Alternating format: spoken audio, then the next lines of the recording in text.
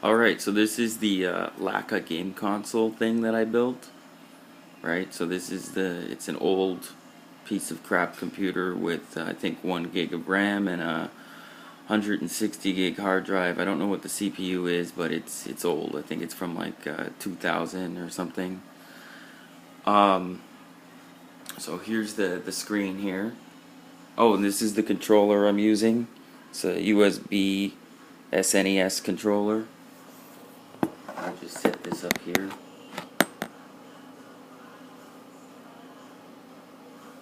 Alright, so there's the screen, and it looks like the PlayStation 3 menu. I think it's called XB something.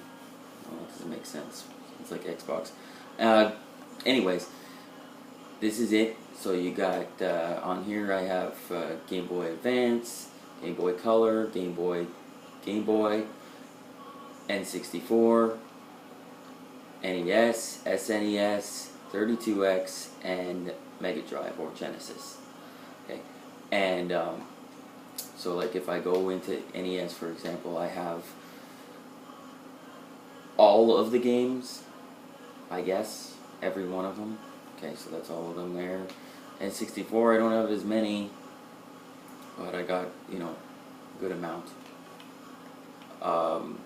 Super Nintendo, it's a crazy amount that there is for Super Nintendo also.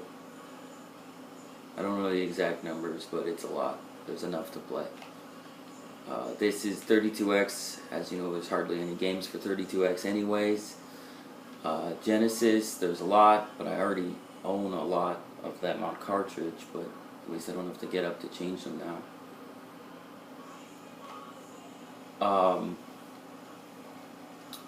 Alright, and there's a Atari 2600 on here too.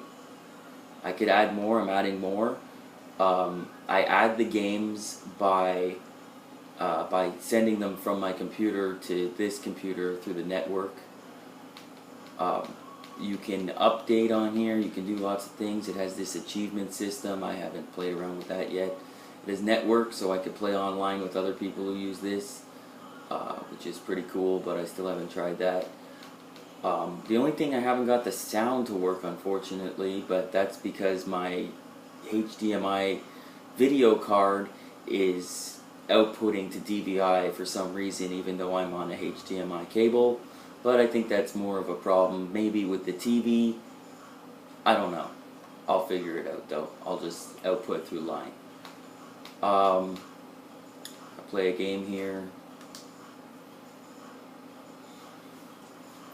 I put in a filter so that it looks like it's on an old TV, because I find the games look better that way, because they're blurry and they're supposed to be blurry instead of crisp and blocky.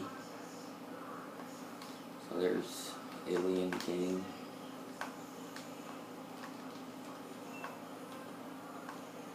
Plays alright.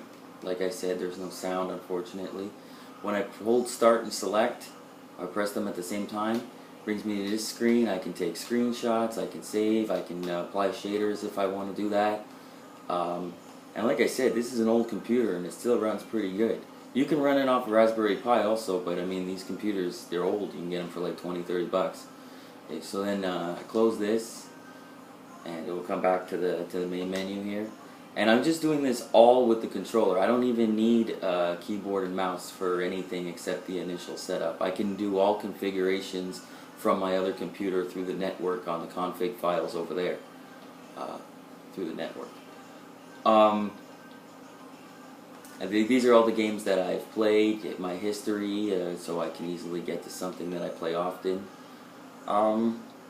You can actually update the whole system and the thumbnails. I haven't done the thumbnails yet. I should do that.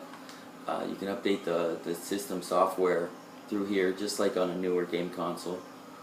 But yeah, it's pretty cool.